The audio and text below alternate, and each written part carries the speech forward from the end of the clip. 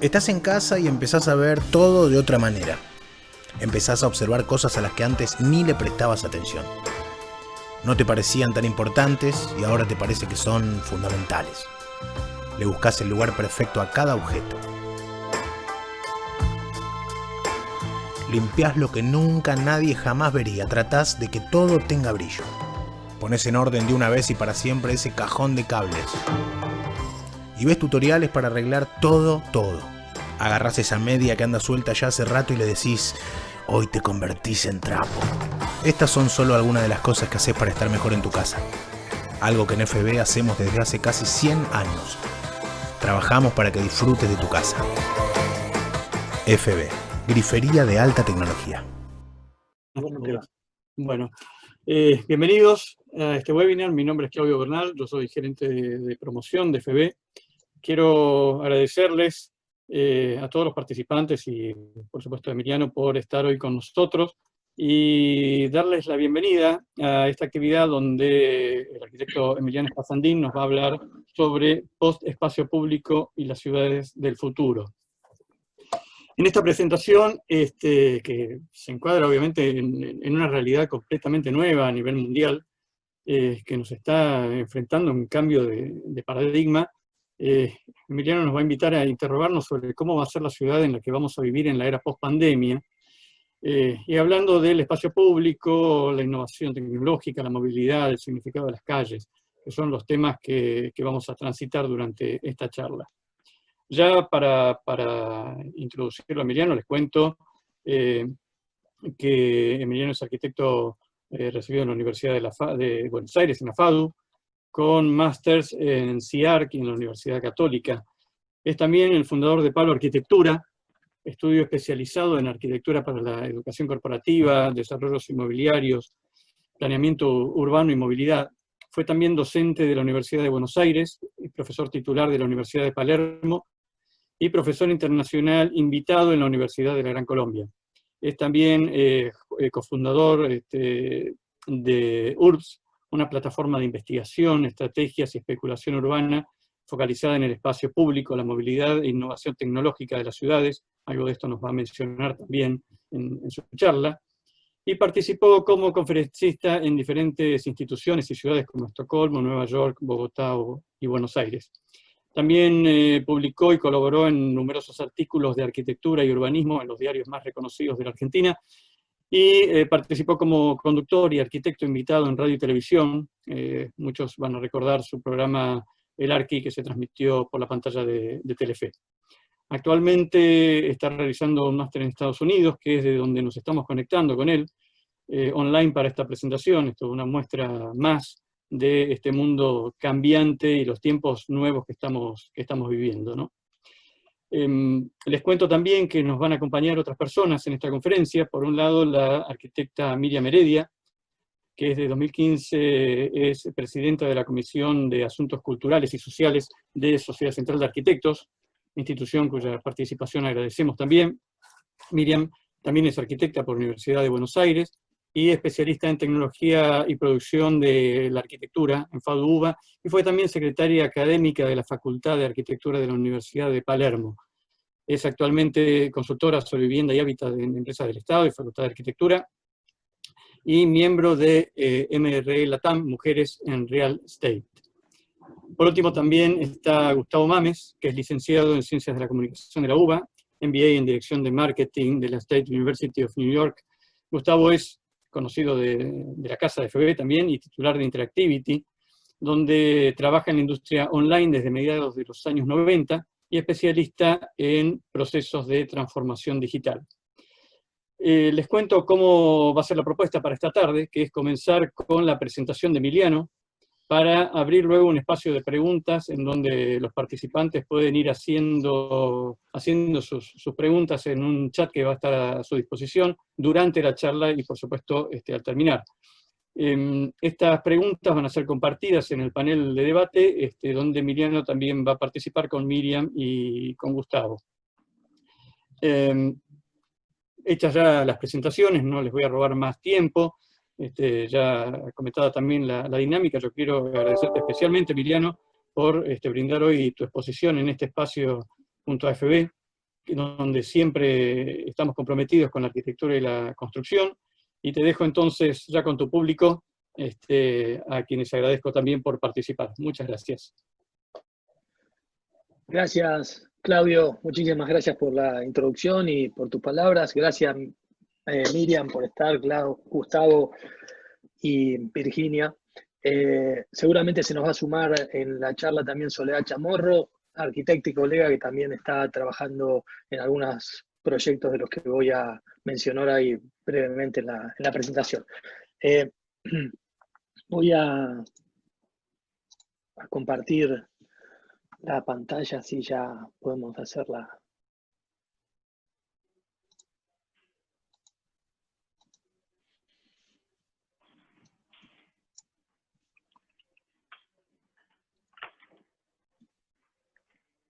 No sé si todos están viendo la presentación. Si alguien me confirma, si está bien. Perfecto, y así lo dicen los participantes. Perfecto. Bueno, hoy la charla va a ser una breve presentación sobre lo que creo que nos está pasando desde hace mucho tiempo. Por eso quiero un poco organizar la presentación, sobre todo empezando desde el contexto, antes de la pandemia. Después quiero hacer un poco en detalle una especie de clasificación del post-espacio público, hablando sobre la movilidad, sobre el post-antropoceno y las formas activas, y después sobre las políticas públicas y sobre cómo podríamos entender también la post-academia. En primer lugar, hablando del contexto, nos estaban pasando cosas antes del coronavirus. Por un lado, dos realidades. Una virtual, que tiene que ver con esta explosión de las relaciones no personales, sino de la relación entre las tecnologías, ¿no? Y las relaciones entre las redes sociales. Y por un lado, con esta realidad casi paralela, ¿no? En la que uno vive todos los días, nos encontramos y nos encontrábamos antes del coronavirus con algunos indicadores que ya nos ponían de alguna manera en un lugar bastante particular dentro de la historia del planeta, ¿no? Hace 3, 4 semanas se registró en un parque nacional de Estados Unidos la temperatura más alta del planeta de los últimos 130 años. También en Estados Unidos, y obviamente no es solo en Estados Unidos, en Brasil pasa lo mismo, pero en Estados Unidos particularmente 3 de los más grandes incendios de la historia de los Estados Unidos se están dando en estos momentos en 3 lugares distintos. Estos eventos que son recurrentes, como los huracanes en la zona del este o las inundaciones en Brasil, son temas que nos venían pasando y que nos vienen pasando habitualmente. El hecho que en las ciudades, por el otro lado, se viajara, ¿no? Como en Tokio, con las fotos de Michael Wolf en Tokyo Compression, y estas imágenes sobre el subte en Tokio, ya nos venía diciendo algo, que las grandes ciudades estaban sufriendo algún punto de asfixia en su sentido de evolución y desarrollo, ¿no? Estas grandes ciudades, esas ciudades que son de millones de habitantes y que en algún punto son las que más sufrieron la pandemia en estos momentos, ¿no? La forma de habitar en esas ciudades, la forma de entender el espacio y entender también la relación con el medio ambiente, ¿no? Eso un poco estaba pasando y en el medio de todos estos eventos apareció la pandemia.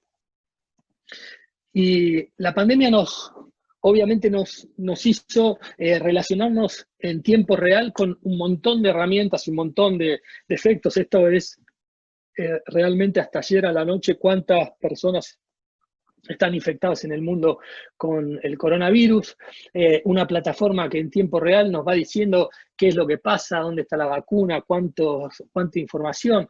Esto pasa también en un momento en donde todas las ciudades del mundo empezaron a tener un paisaje que casi era inexplicable para muchos de nosotros, ¿no? Que conocemos y vivimos en grandes ciudades, ¿no? Estos paisajes a donde de un día para el otro desaparecieron las personas y empezaron a aparecer espacios que no se sabe muy bien para qué sirven, ¿no? Y hace 6 meses nada más, ¿no? 7 meses, cuando se festejaba el Año Nuevo en Nueva York, de repente en los próximos 2 meses apareció de vuelta, ¿no? Una situación que marcaba que todo lo que conocíamos hasta ahora se había deformado y la realidad era distinta.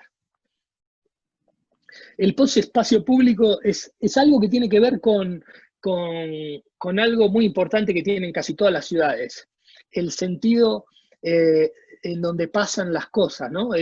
Durante muchísimos años, la calle, mejor dicho, casi en toda su historia, la calle fue el elemento principal de las ciudades, ¿no? Acá Hipódamo en Mileto diseñó quizás la primera calle, la primera ciudad planificada de la historia de Occidente, ¿no? En Grecia, y un poco la calle sigue teniendo, después de 2500 años, esto lo hizo 490 años antes de Cristo, y básicamente uno sigue entendiendo que por acá siguen pasando las mismas cosas que durante la historia le pasaron a los espacios públicos, ¿no?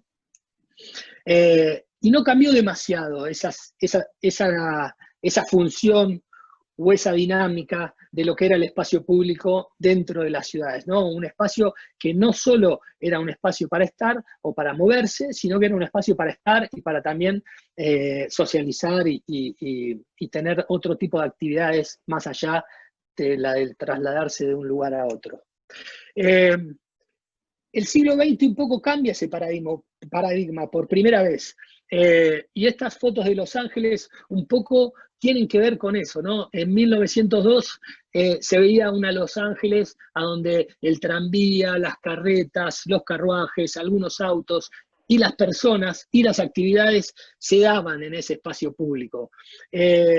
Unos 20 años después empezamos a transformar esa idea del espacio público para todos en una idea donde empezó a ser mucho más importante un sistema sobre los demás, que fue el sistema de transporte, ¿no? El de automotores. Y ahí un poco se ve el cambio en el paradigma, ¿no? Y por último, más o menos a mitad del siglo XX, empiezan a aparecer estas grandes infraestructuras pesadas donde el auto se convirtió como en el eje principal del desarrollo y empezaron a aparecer, por ejemplo, como esta, la primer autopista o cruce de autopista de más de 4 niveles en el mundo, ¿no? Como es el Stack, que está también acá en Los Ángeles. Y con esto empezamos a entender que las calles de la infraestructura empezaron a tener un conflicto muy importante y potenciaron las diferencias sociales, este tipo de infraestructuras pesadas, y se produjo una gran pérdida de la calidad de los centros, en los centros urbanos, una gran pérdida de la calidad de los centros urbanos, ¿no? Un poco al final, o en la última parte del siglo XX, 2 libros que se rescatan y reivindican, digamos, el espacio público, como es por un lado el de Jan Jacobs, La muerte y la vida de las grandes ciudades americanas, y por otro lado, La vida entre edificios, de Jan Gehl, un poco rescatan el valor de la ciudad, o el valor del espacio público de las ciudades clásicas, ¿no? El valor del espacio público que por ahí tanto caracterizó a Buenos Aires durante su historia, o caracteriza a muchas de las ciudades de Argentina. Rosario también tiene lo mismo. Este valor de la escala peatonal, este valor de que en la calle le pasaban cosas. Y un poco estos 2 libros rescatan eso, ¿no? Obviamente es una crítica muy grande hacia las infraestructuras pesadas, pero también es una reivindicación de la ciudad como la que conocemos.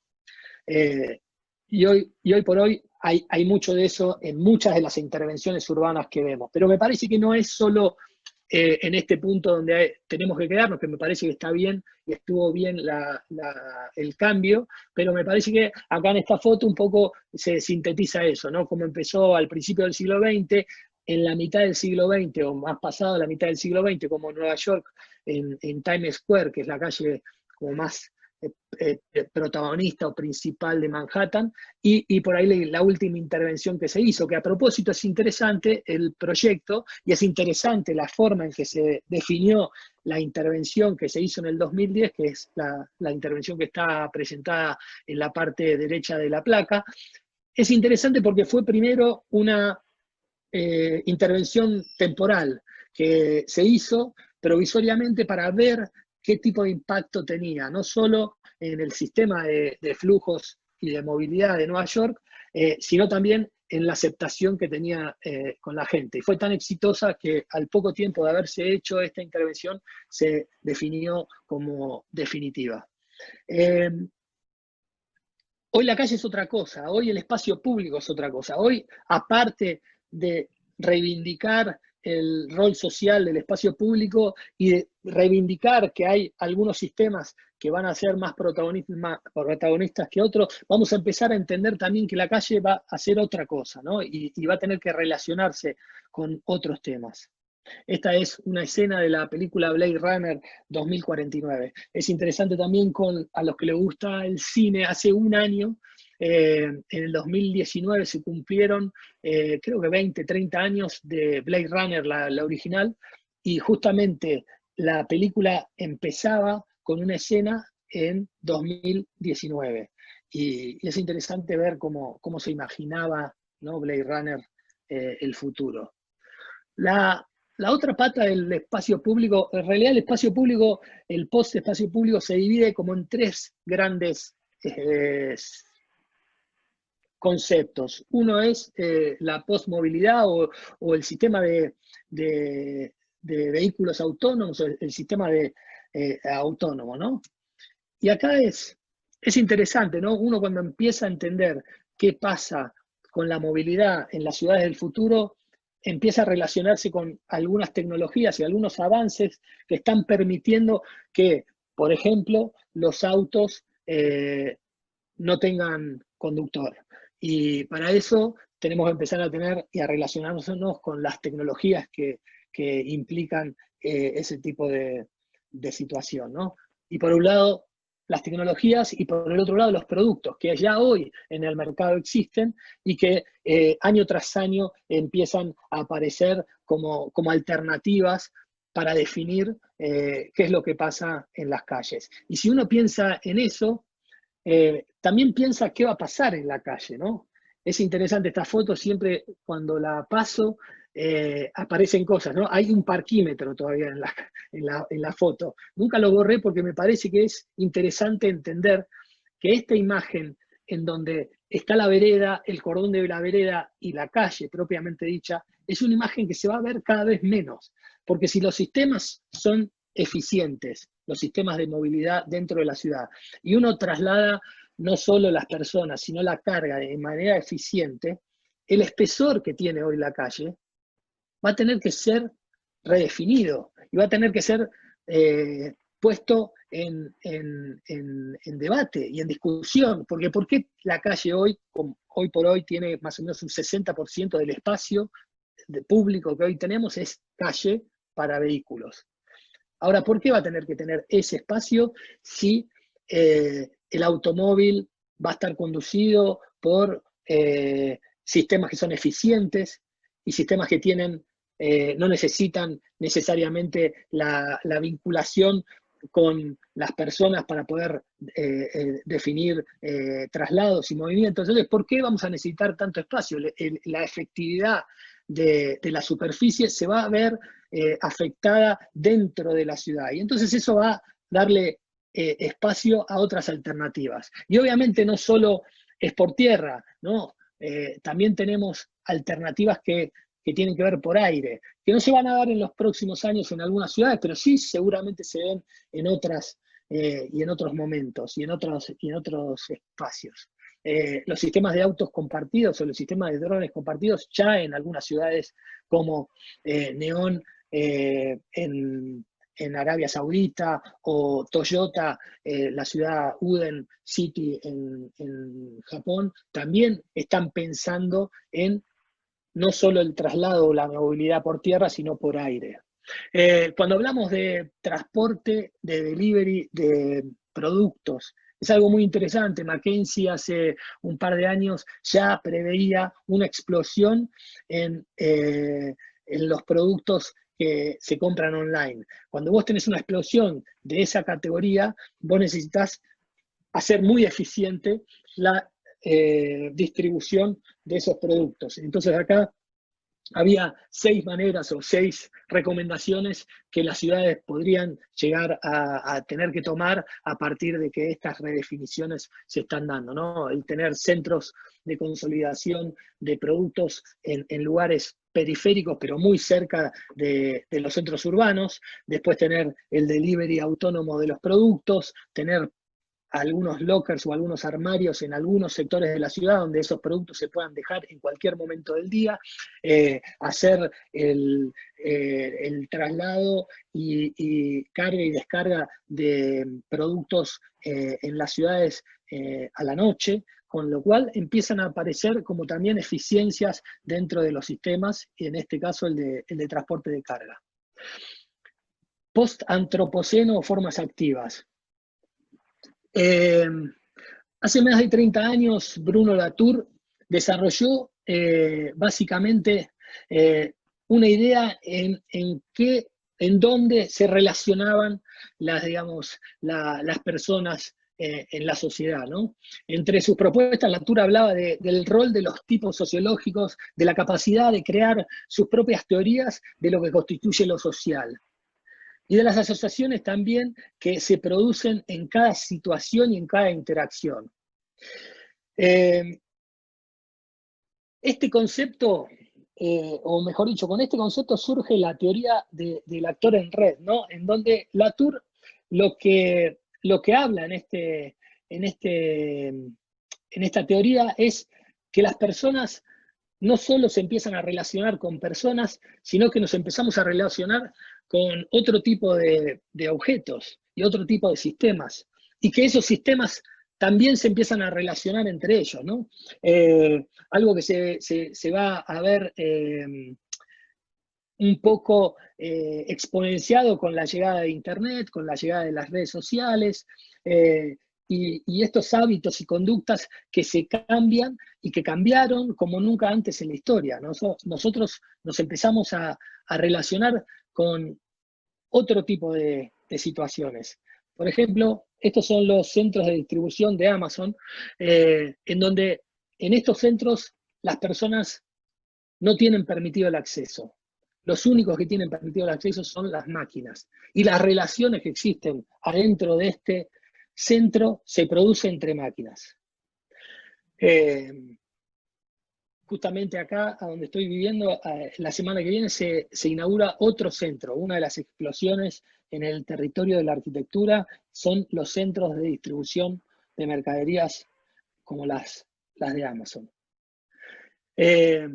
También empezamos a tener relaciones con otros elementos. Por ejemplo, a la señora del costado en Mongolia, un dron le dice que salió sin ponerse la máscara, y entonces la manda para su casa, y un dron por el otro lado pasea al perro, y en otro sentido, en Amazon, algunos robots acomodan la mercadería, no de acuerdo a el mismo tipo de elementos, sino a la eficiencia de los espacios y la eficiencia de acomodar eso. Y por otro lado, un dron combate un incendio en un rascacielos en China.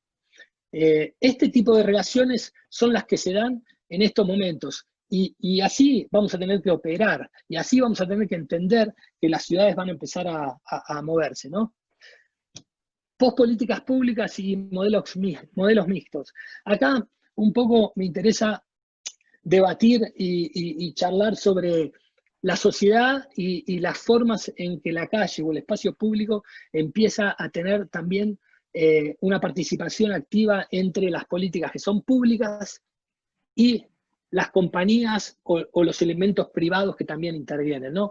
Hace 4 o 5 meses, en febrero, Ana Hidalgo, la intendenta o la gobernadora de París, presentó lo que se llama la teoría de la proximity city, o la teoría de los 15 minutos, la ciudad de las 15 minutos, ¿no? Y entonces ella lo que hablaba era que dentro de una París o una escala urbana como la que tiene París, a donde tiene todavía muchos autos y muchos autos estacionados, la redefinía con una idea, digamos, en donde la calle se transformaba en otro tipo de elemento, que me parece que es totalmente válido.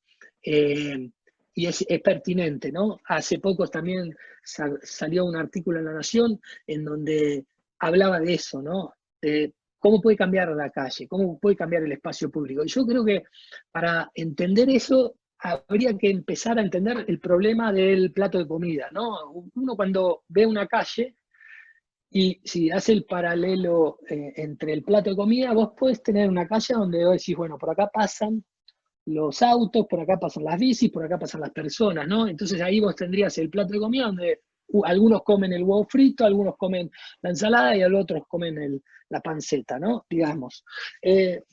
Si vos das vuelta a 90 grados el plato y haces la misma partición, todos estarían comiendo de todos en el plato, pero aún así no todos comerían lo que quieren, sino comerían la porción que le toca. En el mismo sentido, yo creo que en una calle o en un espacio público, del espacio o un espacio post público, todas las cosas deberían dar como naturalmente, sin necesidad de tener que decir las bicis tienen 1,40 m para poder realizar sus recorridos en la calle. Yo creo que el único que podría llegar a tener esa necesidad de tener que ser bien claro podría ser el auto, pero todos los demás sistemas podrían empezar a tener como una relación mucho más natural y más fluida, mucho más parecida a la idea de la ciudad de principios del siglo XX, ¿no? Entonces, si entendemos la calle con todos sus elementos, ¿qué pasa si nos quedamos con las formas pasivas? Todo lo que no se mueve. Y si todo lo que no se mueve en el espacio público, en la calle, lo sacamos. ¿Y qué pasa si sacamos todo ese espacio público que no se movía, esas formas pasivas, y empezamos a definir que el espacio que antes ocupaban los autos estacionados durante todo el día, se lo damos a las expansiones de los locales o de los comercios que existen, o se lo damos también para que pasen otras cosas, para que la bici, en vez de pasar por un pequeño lugar, pueda pasar por una superficie? ¿Y qué pasa si eliminamos cualquier noción de que hubo autos en esa calle, ¿no? Y eliminamos también la noción de que hay una vereda, de que hay un cordón y de que hay una calle. Y empezamos a entender que también el espacio puede ser completamente distinto y completamente indefinido. Entonces podemos empezar a entender que en ese superespacio o en esa superficie pueden empezar a pasar cosas. Pueden haber sistemas autónomos que transportan gente, pueden haber sistemas autónomos que transportan productos, pero la gente también se puede dar la chance de tener una relación distinta con el espacio público, ¿no? Y entonces, acá me interesa también hacer una salvedad con la idea esta de la teoría de los 15 minutos. Yo no creo que la teoría de 15 minutos sea también algo demasiado efectivo a la hora de aplicarlo. Puede ser efectivo en París, porque todo pasa mucho, en mucho menos tiempo que 15 minutos, porque una persona tarda más o menos 1 minuto en hacer 100 metros, ¿no? Si yo estoy en esta calle que estoy mostrando ahora y me quiero ir de esta esquina hasta la otra esquina, tardo 1 minuto en caminarla, más o menos. Quiere decir que si en esta ciudad, que es Boise, que es la capital de Idaho, donde ahora estoy viviendo en esta última parte, si yo tengo esta teoría de los 15 minutos, yo dentro de los 15 minutos debería encontrar, suponete, un café, debería encontrar un lugar para, no sé, para revisarme si me pasa algo de salud, debería encontrar algún lugar para comprar algo que necesite para llevar a mi casa para comer hoy a la noche. Entonces, ¿pero qué pasa? Si esos 15 minutos son desde este punto hasta encontrar algo, tardo 15 minutos, quiere decir que en 15 cuadras no me pasó nada. Y si no me pasa nada, el espacio público está muerto. Entonces, la teoría de los 15 minutos, yo me gustaría, digamos, reformularla para que sea la teoría del 1 minuto, de los 30 segundos. Cada 30 segundos algo te tiene que activar. Algo tiene que estar activo en la calle para que la calle y el espacio público tenga sentido. Entonces acá podemos decir, bueno, puede haber una superficie, todos los elementos que reivindicaban el que en esta calle habían autos desaparecen. Y pueden aparecer otras cosas. La calle puede ser el espacio para decir algo, el espacio cívico. La calle puede ser un lugar para que puedan pasar eventos deportivos o eventos rurales. La calle puede ser un espacio donde uno se junta y empieza a tener otros sentidos, y la calle puede transformarse a medida que pasa el tiempo.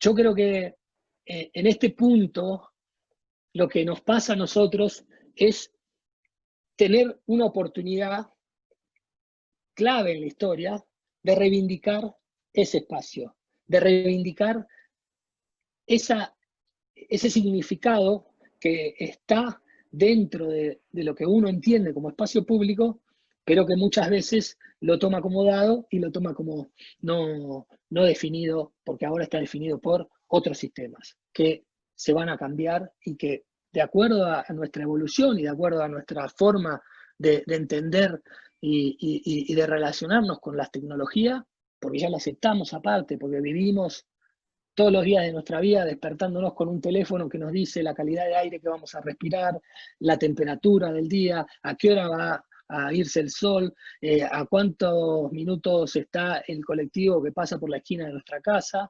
y un montón de otras relaciones que tienen que ver con el aceptar que la tecnología es parte de nuestra sociedad y esa relación de humanos que estamos viviendo con otro tipo de valores y con otro tipo de mutación. Por último, me gustaría aclarar un poquito, o mejor dicho, presentarles, no aclarar nada, sino presentarles un proyecto que tiene que ver con, para permitirnos pensar en la ciudad del futuro, necesariamente tenemos que repensar el futuro de la educación. Porque si hablamos de que la educación tiene que ser distinta, y la calle y las ciudades del futuro van a ser distintas, no podemos tener la misma educación que estamos teniendo hasta ahora, ¿no?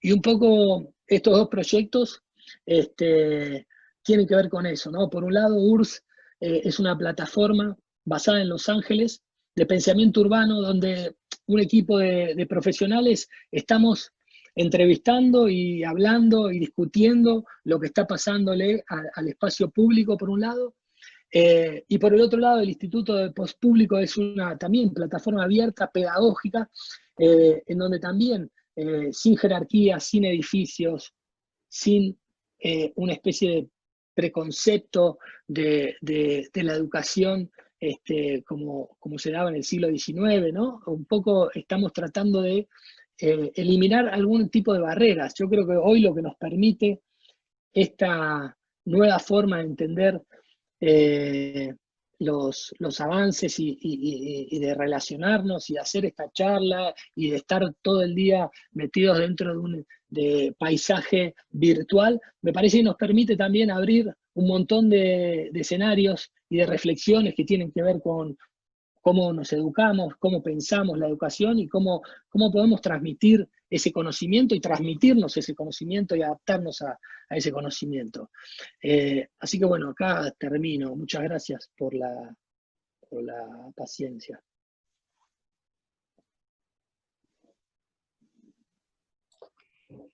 Muchas gracias, Emiliano. Brillante, como siempre, realmente muy interesante. Me parece, bueno, a mí en lo particular siempre me pareció interesante esto de pensar el espacio público, pero claramente con esto que nos ha pasado en pandemia hay una oportunidad muy, muy interesante también de haber experimentado cosas, ¿no?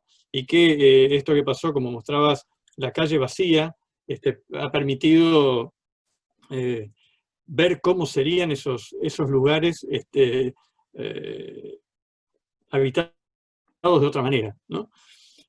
Te cuento que había un par de preguntas y después podríamos pasar ya al panel. Una de estas, bueno, mucha gente agradeciendo por la charla, felicitándote.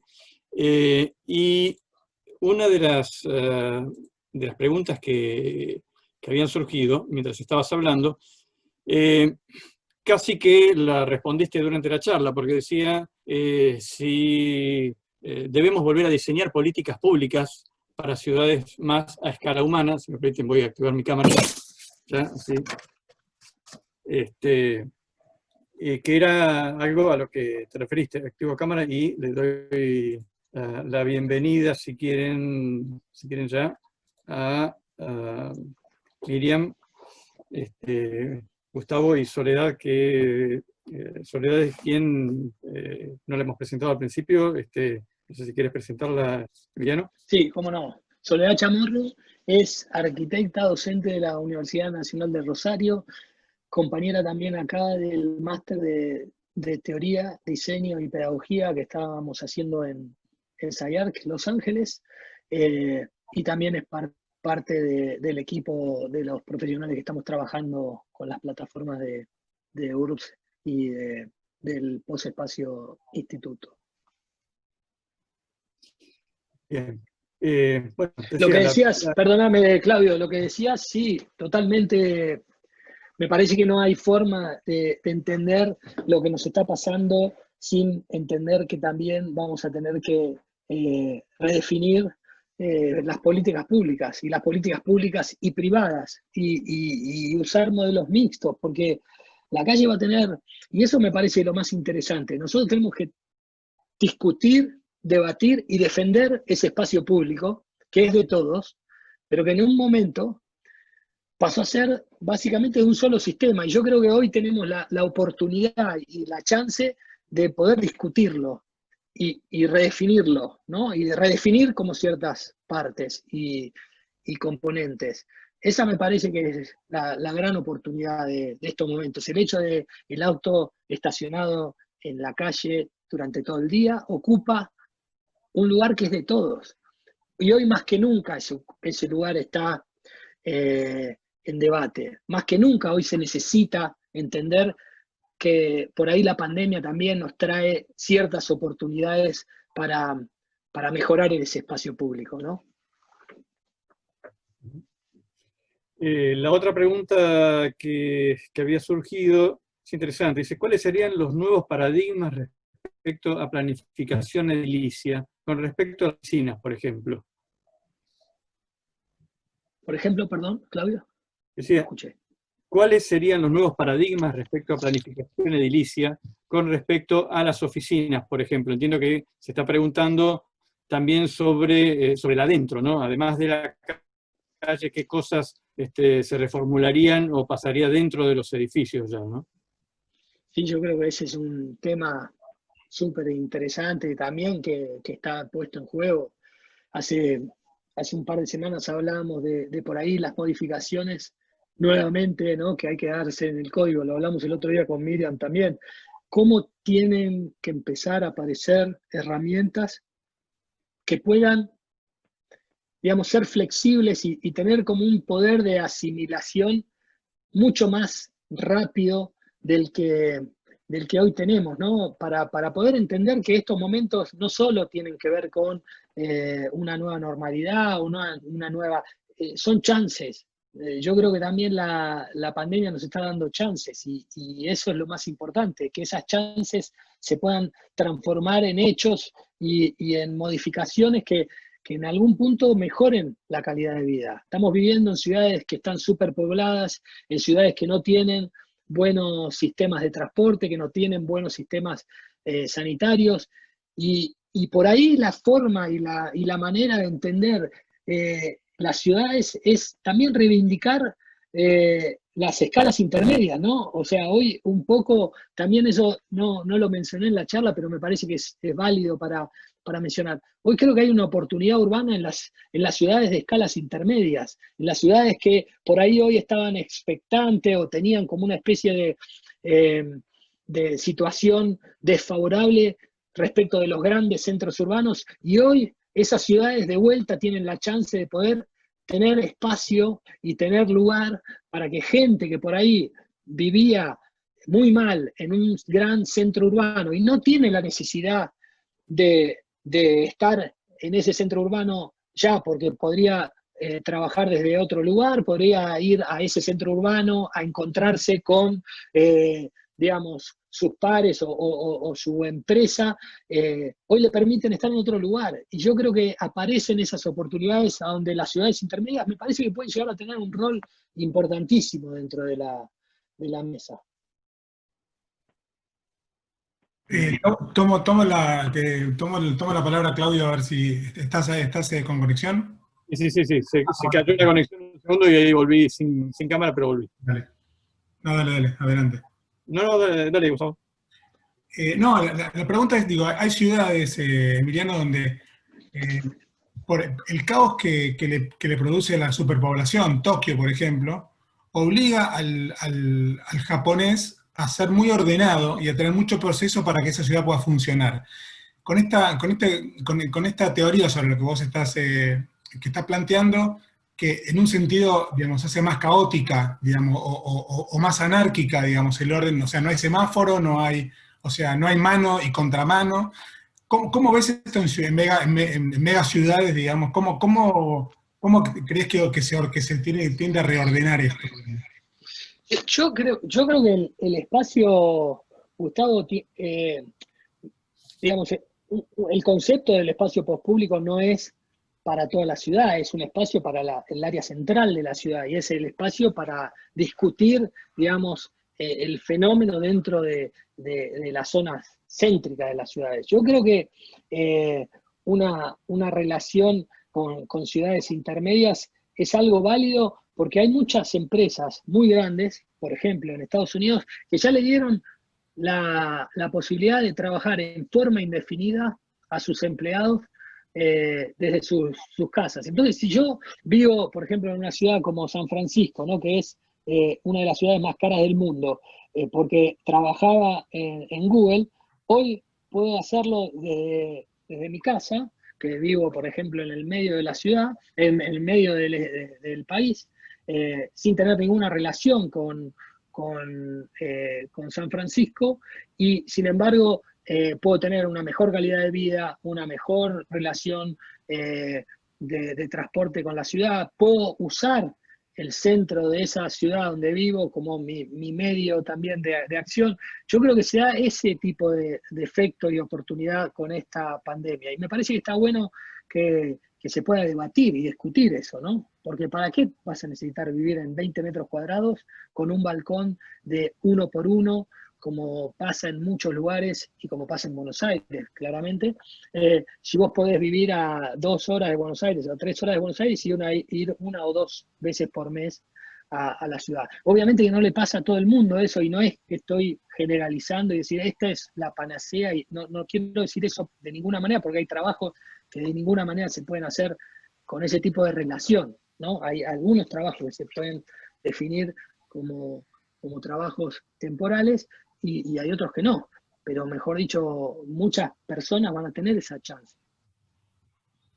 Esto de Emiliano es particularmente característico de lo que es Buenos Aires. La vez pasada pensábamos en lo que es Buenos Aires y Gran Buenos Aires, ¿no? Porque muchas de las modificaciones que deben ir ocurriendo para poder tener esta recuperación del espacio público van de la mano de algunas tecnologías y de algunas capacidades edilicias que están más presentes probablemente en lo que es Ciudad de Buenos Aires, pero que quizás sea un poco más complejo ver cómo esto llega al conurbano, con la complejidad de cómo es ciudad. Te perdí, Claudio, ¿eh? Te perdí la...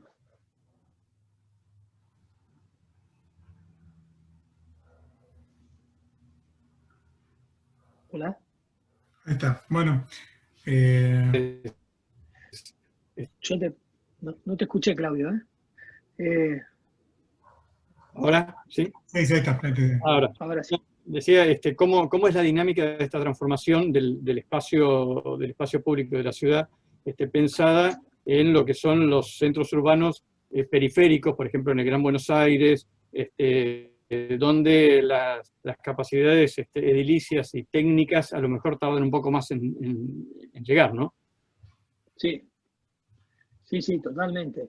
Yo creo que me parece también lo que se reivindica acá no solo es el hecho de que esas ciudades periféricas tengan sentido, sino que esas ciudades periféricas sean independientes y no tengas vos la necesidad de trasladarte a un centro urbano de tal potencia que te absorba cualquier tipo de actividad en tu ciudad periférica, ¿no? Por eso creo que también esto del boom que pasó en Buenos Aires, y no solo en Buenos Aires, en varios lugares pasó esto de que la gente empezó a buscar como tratar de irse de vuelta para afuera, ¿no? Si había alguna idea de que las ciudades tenían que ser cada vez más densas o tenían que tener cada vez más espacio para contener y albergar a las personas, empezó a darse como con la pandemia el efecto contrario. Yo no creo que eso sea algo también lógico, porque cuando se abran las trabas y la gente pueda empezar a circular medianamente normal, esos lugares que hoy ahora están teniendo como fuelles, que son los barrios cerrados o las urbanizaciones periféricas, pero no las ciudades, yo me refiero a los barrios cerrados, yo creo que van a tener un conflicto muy grande en la forma en que se desarrollan las actividades en esos centros. Porque si no son ciudades, todo lo que tenés que hacer vos está fuera de ese sector. Si fuese una ciudad o si fuese una especie de periferia con actividades, yo entiendo que ahí puede haber algo y pueden pasar cosas. Ahora, si todo lo que te pasa a vos lo tenés que hacer afuera de tu lugar, porque solo tu lugar te sirve para dormir o para hacer una actividad solamente de estadía, me parece que empiezan a aparecer como ciertos conflictos que antes de la pandemia ya se daban y hoy justamente lo vas a terminar acelerando, ¿no? Claro. Leo algún comentario más que surge. Dice, hay ciudades que incorporan el tranvía en convivencia con los peatones, donde no se distingue vereda y calle, y funcionan. Pero enlazándolo con lo que decía Gustavo, dice, la impronta cultural también será una barrera para esta implementación, o lo urbano ordena la idiosincrasia. Bueno, sí, yo creo que ahí hay un poco de todo, ¿no? Uno tiene que entender que para evolucionar también tenemos que adaptarnos y para adaptarnos tenemos que aceptar que hay algunas cosas que van a cambiar. Y yo creo que esa relación va a cambiar. Y no sé si lo urbano va a modificar algo, pero si vos sabés que por ese lugar pasan autos, pasan personas, pasan bicis, pasan tranvías, y vos tenés que aceptar lo que está pasando y de alguna manera adaptarte a esa situación, que es distinta a la que tenías hace, no sé, un tiempo atrás. Y entonces, ¿por qué en Argentina es uno de los pocos ciudades en el mundo, en Argentina no, en Buenos Aires es una de las pocas ciudades en el mundo desarrollado que hacen las bicisendas con una separación activa? Porque obviamente los peatones, obviamente la circulación de automotor no tiene la conducta para poder usar el mismo carril con solamente una pintura que define que el carril por este lado pasan las bicis, por este. Eso pasa en un montón de ciudades y en un montón de calles del mundo, pero en Buenos Aires, por ejemplo, no, tenés que poner el cordón de concreto, de hormigón, que separa específicamente lo que es la bicisenda de la calle por donde pasan los autos. Y bueno, si eso no lo empezamos a discutir también, y si la gente no empieza a respetar el espacio, y sí, no hay muchas medidas. Igualmente yo creo que a un futuro no muy lejano, eso también va a cambiar, porque si el que maneja el auto no es una persona, esa relación de seguridad y esa situación de no respeto no se va a dar. Está muy activo el chat, te cuento. Leo una pregunta o un comentario más y después vamos a algunos comentarios del panel también. Dice, una de las preguntas dice, ¿se puede pensar en hacer microciudades satélites definidas para cada acción? Por ejemplo, una ciudad para trabajo, una ciudad actividad que se estaría dando, entiendo, ¿no? Mirá, el movimiento moderno en 1940, más o menos, un poco con La Corbusier a la cabeza, empezó a dar como algunos indicios de que las ciudades deberían tener como espacios distintos para cualquier actividad. Y un poco el ejemplo de eso fue Brasilia, ¿no? Y justamente en la charla yo mostré un par de libros, ¿no? Uno de Gell y otro de Jane Jacobs, ¿no? Pero el de Gell en particular es una crítica acérrima a ese tipo de sistema, ¿no? El sistema de ciudades a donde las actividades se hacían por uso o por tema, y así no funciona. Y Buenos Aires, ponele como ejemplo, ¿no? Poniéndola como ejemplo, Buenos Aires es una ciudad que la gente la visita y la gente la admira justamente por lo caótica que es, por la cantidad de cosas que pasan en la ciudad y por la cantidad de temas que vos podés tener. Y eso la hace rica, y eso la hace, digamos, diferente, ¿no? Y la hace intensa por un lado, pero también la hace atractiva. Y me parece que eso es lo que uno no tiene que perder. Yo, si voy a una ciudad y a mí me fascinan las ciudades, yo quiero que la ciudad me dé algo, no que me dé cosas, digamos, específicas. Yo quiero que me dé todo lo que me pueda dar en la menor cantidad de tiempo posible, ¿no? Pero yo creo que ahí está un poco la idea. Yo creo que sí pueden aparecer ciudades, llevando al caso, al comentario, ciudades satélites que un poco tengan casi todo adentro y que tengan otro tipo de calidad urbana. Eso sí me parece que va a pasar, y eso sí me parece que es interesante sostener, ¿no? Que uno tenga ciudades a 2, 3 horas de estos grandes centros urbanos a donde puedan pasar un montón de cosas. Y entonces, si pasan un montón de cosas, yo voy a pensar 2 veces en decir, bueno, me traslado a una ciudad como Buenos Aires con todos los conflictos y todas las cualidades, por otro lado, que tiene, pero bueno, priorizo mi calidad de vida, priorizo que tenga un lugar más grande, priorizo que tenga un espacio abierto mucho más grande, priorizo otras cosas. Y obviamente la ciudad y los grandes centros urbanos tienen que empezar a tener también que van a tender a tener que tener algún tipo de relación distinta con sus ciudadanos, porque no son los mismos, las mismas normativas que hace 80 años que vivíamos, o como vivíamos hace 80 años, son las que hoy pueden hacer que uno pueda vivir en una ciudad como la que vivimos o como la que tenemos que vivir, que es, por ejemplo, Buenos Aires. Hay temas que hay que adaptarlos, ¿no? Bien.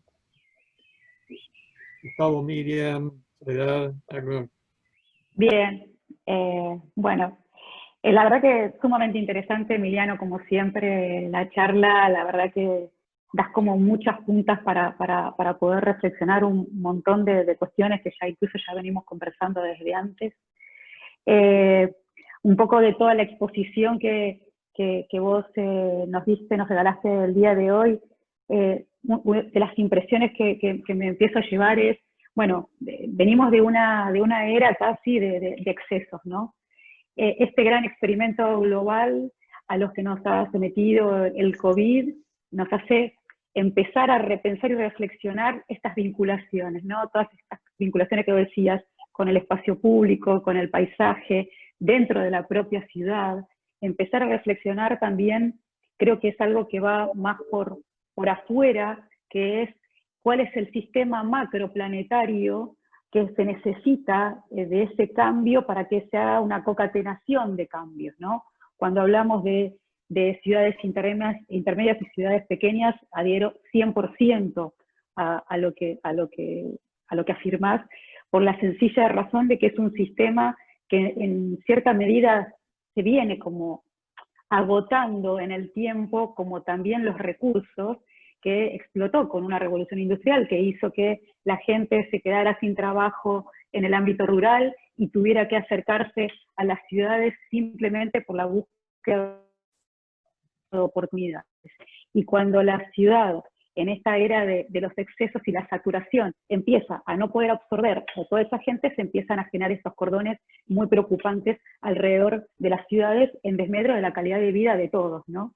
Entonces, quizás esta oportunidad, como vos la llamás permanentemente, de poder buscar otras formas de trabajo, otras formas de vincularse, otras formas de que no necesariamente se tenga que venir a las ciudades, sino que sean ciudades, como decís, no es la ciudad de los 15 minutos, sino el urbanismo de proximidad, que pase algo y que no necesariamente sea algo comercial, sino que sea un sucedáneo de cuestiones que empiece a que la casa, que también se va a tener, ese lugar se va a tener que reformular de esta era de excesos a una era de cuestiones esenciales. Ya lo vimos a Rem Koolhaas hace bastante, que empezó a pedir que volviéramos la arquitectura a lo elemental y empezar a tratar de pensar, salir de la ciudad objeto, o la ciudad para el objeto, por ejemplo, para el auto, a la ciudad para el sujeto. Creo que ese es el gran cambio que tenemos que pensar. Y en esta búsqueda de vuelta, de salir del objeto al sujeto, no vamos a poder venir con todo lo que veníamos, ¿no? Como decía Maturana, vamos a tener que empezar a dejar determinadas costumbres y determinados comportamientos para empezar a quedarnos, elegir con qué quedarnos, con qué aferrarnos, que es lo esencial.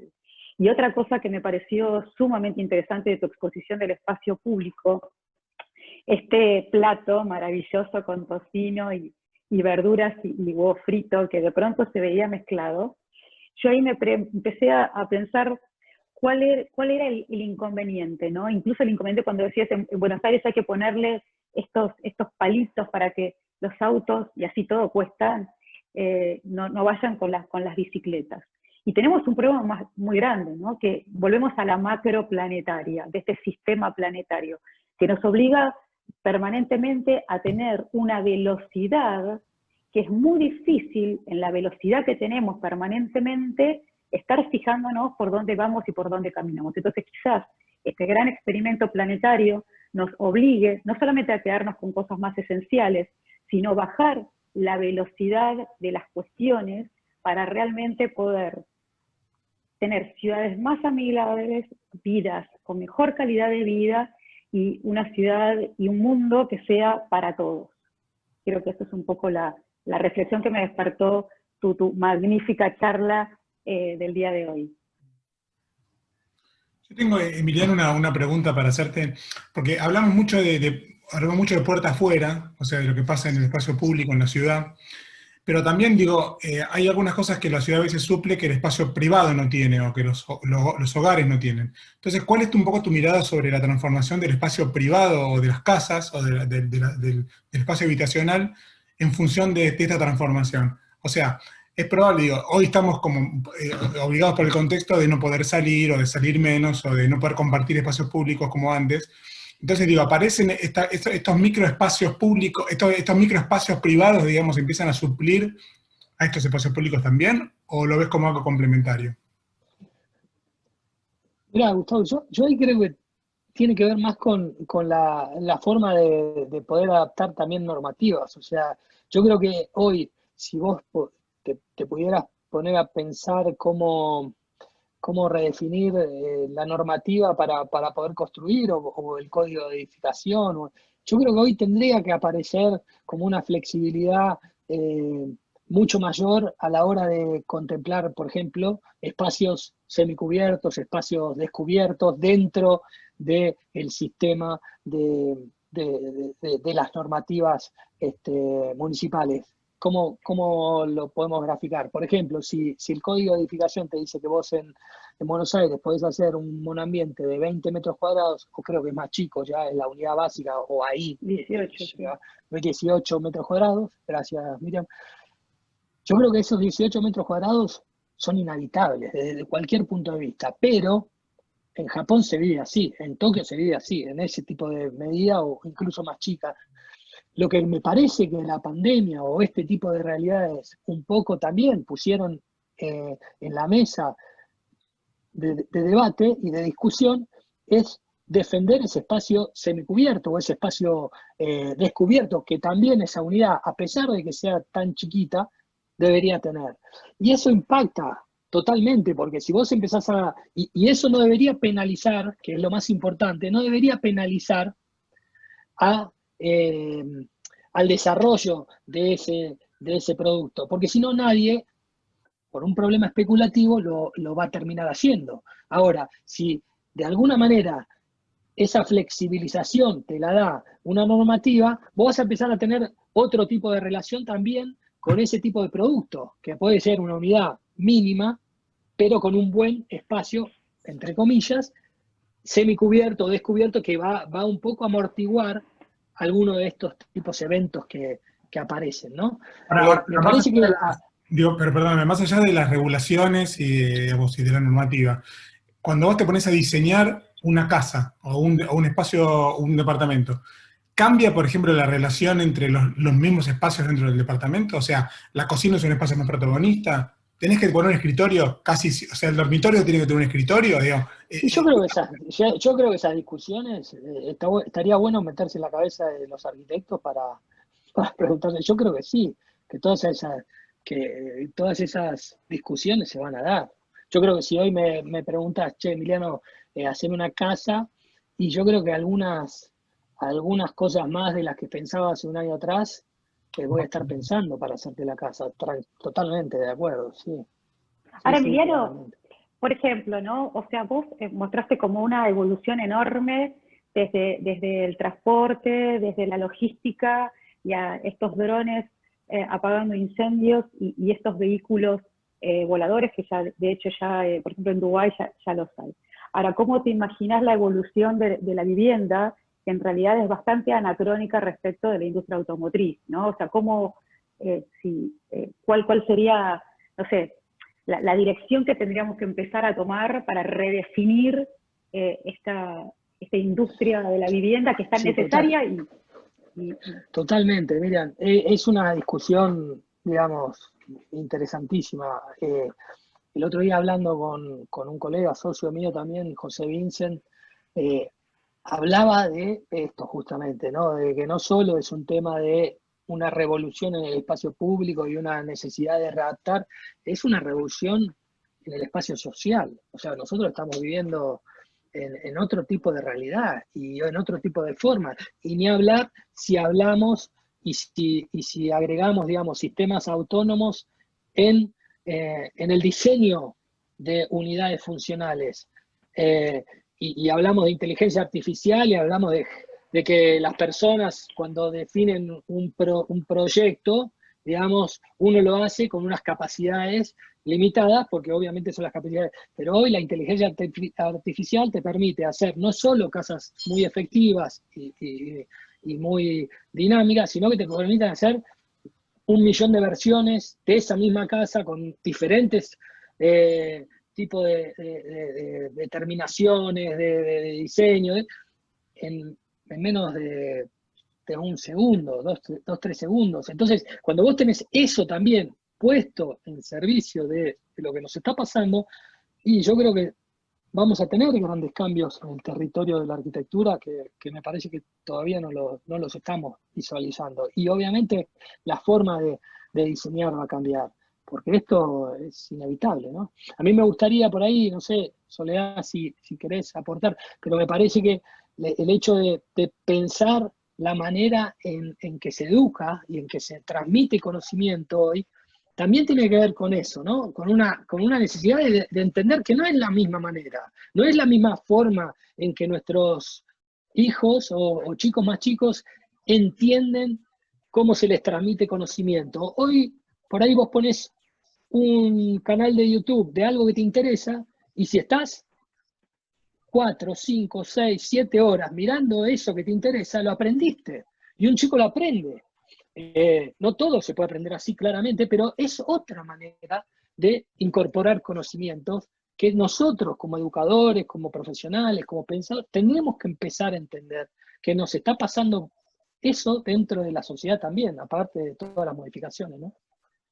Sí, gracias Emiliano por la palabra. Un poco el debate que trabajamos con Emiliano, principalmente en este programa de maestría, que era muy enfocado a nuevos modelos pedagógicos, un poco las preguntas eran esas. Si ahora estamos hablando de un cambio de paradigma y un cambio en las ciudades, desde ya eso debería ir acompañado con un nuevo modelo pedagógico de cómo estamos educando. Principalmente ahora en la pandemia estamos con mucha educación autogestionada, el edificio de la escuela ya no existe como tal, sino que la institución empieza a hacer este sistema de relaciones entre todos los integrantes de las unidades educativas. Entonces, un poco decir, bueno, ¿qué tipo de modelos pedagógicos serían posibilitantes para que nos pensemos en estas nuevas ciudades del futuro, tanto en el ámbito público como en el ámbito privado, ¿no?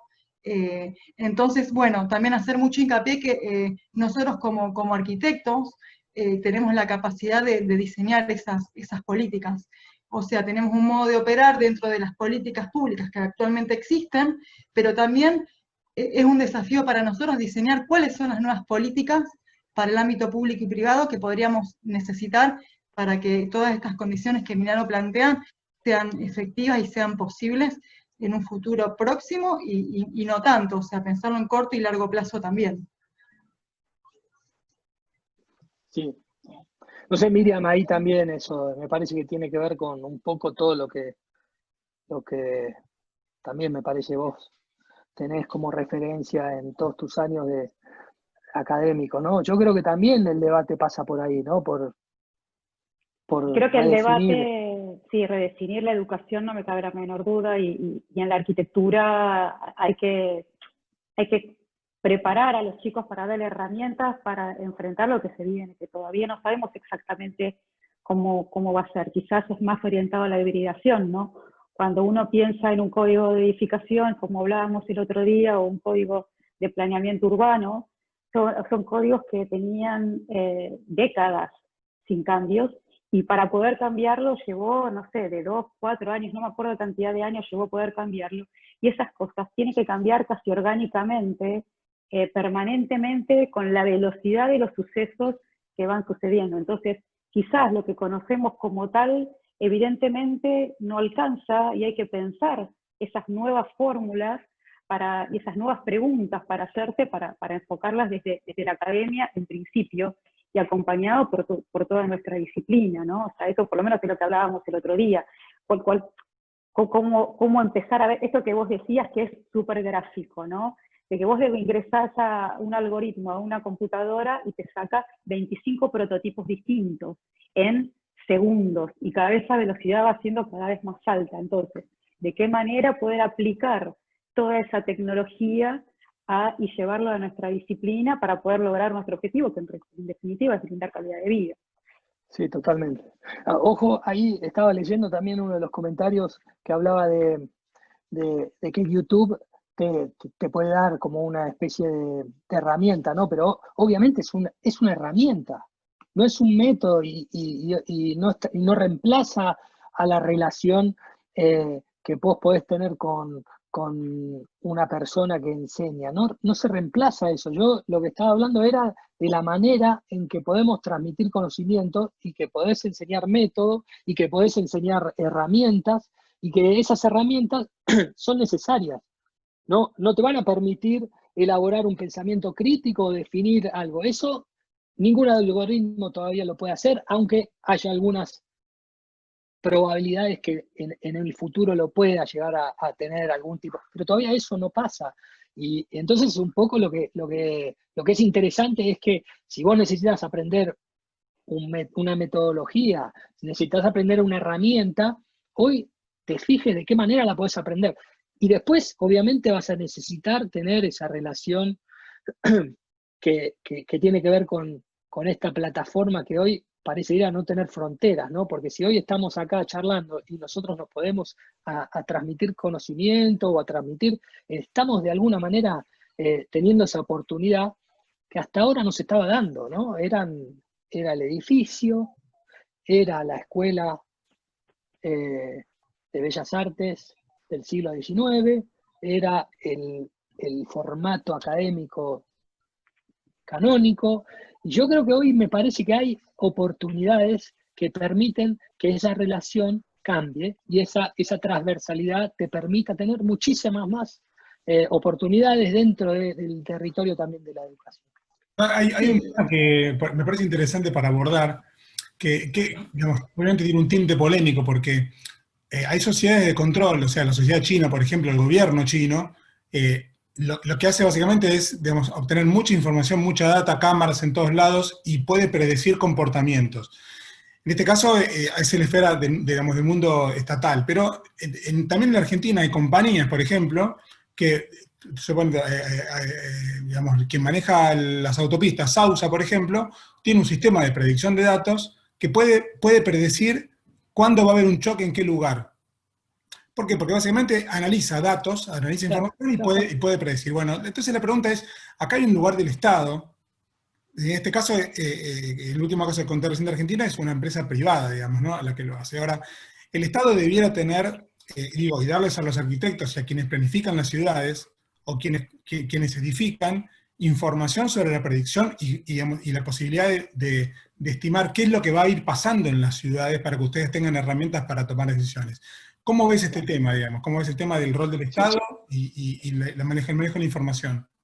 Yo creo que planteas, Gustavo, un tema crítico dentro de la sociedad, porque una cosa es vivir aceptando, digamos, que nuestra relación ya no solo es entre personas, sino es entre máquinas y que las máquinas también tienen su tipo, pero otra cosa es el tema del control como parte de una especie de ojo, de tercer ojo que un poco está planteando. Yo creo que ahí hay otro problema, que es un problema de, de- de la política privada o del Estado omnipresente. Yo creo que sí, que las sociedades, por ejemplo, China, sí. ¿Por qué? Y te digo, fíjate que la pandemia también hizo eso. ¿Por qué en China o en Corea fue muy fácil definir a dónde estaban pasando los grandes focos de contagio? Porque hicieron contact tracing con el teléfono y entonces sabían específicamente esas personas que habían sido detectados positivos, con qué personas habían estado. Y yo creo que ahí, bueno, se plantean otros debates y otros problemas que son muy serios, ¿no? Que es con la propiedad privada, con el espacio, sí, Que son claramente. regulatorios también, ¿no? Que son Son regulatorios. reguladores. Sí, sí, claro, totalmente. Y yo creo que ahí, a ver, siempre lo charlábamos también, ¿no? Con colegas. Yo no sé si el espacio público es tal en una sociedad como la China.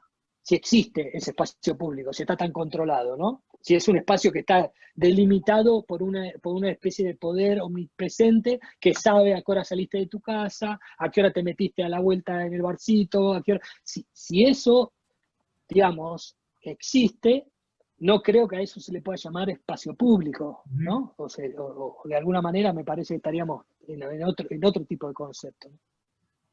Hay un comentario interesante, cuento que ya para ir empezando a cerrar con nuestra charla, llevamos 1 hora y pico, en donde, como les decía, estuvo muy activo, hay muchas preguntas, lamentablemente vamos a tener que ir eligiendo algunas, pero hay una interesante, es muy larga, pero voy a resumir un poco la idea, que dice, la distancia social cuestiona el uso del espacio público, o también de algún modo las dimensiones del mismo. Dice, me pregunto si entra en crisis la definición de lo público, si hay una redefinición del concepto entre lo público y lo privado. Continúa un poco desarrollando, pero me parece una interesante pregunta, porque es como que por momentos parecería que choca esto, ¿no? De la recuperación del espacio público en un momento en donde se cuestiona ese espacio compartido.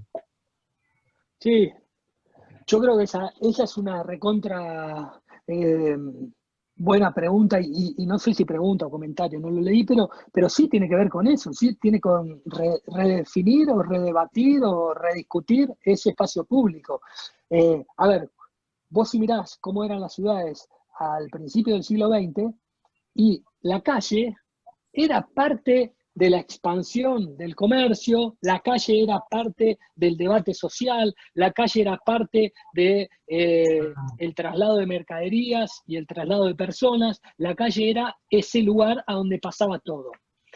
Creo que en algún punto se empezó a transformar eso en favor de un solo sistema, que fue el sistema de transporte de automotores. Y después ahora, en este último tiempo, y tiene que ver con esto de la reivindicación del espacio público que hace Gell o que hace Jan Jacobs, y ahí empieza a aparecer como esta este renacimiento, ¿no? del espacio público como tal. Pero el espacio público tiene que ver también con el espacio privado. Que hoy vos le puedas dar la chance a un comercio que no puede abrir porque tiene su espacio cerrado,